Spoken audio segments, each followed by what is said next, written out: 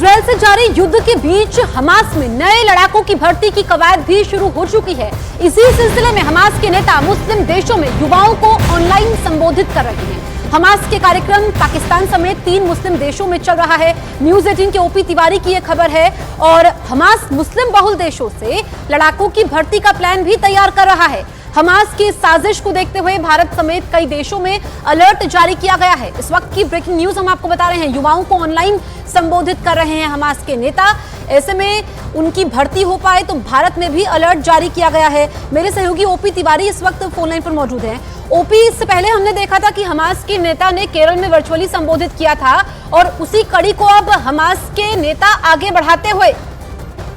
बिल्कुल, मैं आपको बता दूं, तूफान अल अक्सा नाम से ये हमास के बड़े नेता रैलियों को संबोधित कर रहे हैं और इनके संबोधित करने का मकसद केवल ये है कि हमास में नए लड़ाकों की ज्यादा से ज्यादा भर्ती की जाए, क्योंकि इजराइल की डिफेंस फोर्स जिस तरह से हमास के लड़ाकों को मार रही है उससे आने वाले दिनों में हमास में लड़ाकों की संख्या काफी कम रह जाएगी। और यही कारण है कि हमास के बड़े नेता चाहते हैं कि आने वाले दिनों में जिसके पहले के लड़ाकों की संख्या कम हो उनके नए लड़ाके भर्ती हो जाए। और यही कारण है कि भारत समेत मुस्लिम बहुल देशों में हमास के बड़े नेता खुद ही ये रैलियां आयोजित कर रहे हैं। जी, तो हमारे सहयोगी ओपी तिवारी की खबर है और ये बहुत बड़ी खबर है कि नए लड़ाकों की भर्ती करने में हमास जुटा हुआ है। हमास जो कि एक आतंकवादी संगठन है और भारत के मुस्लिम युवाओं पर भी हमास की नजर है। जब हमने देखा था कि केरल में संबोधित किया था हमास के नेता ने, उसके बाद केरल के मुख्यमंत्री को सफाई भी देनी पड़ी थी।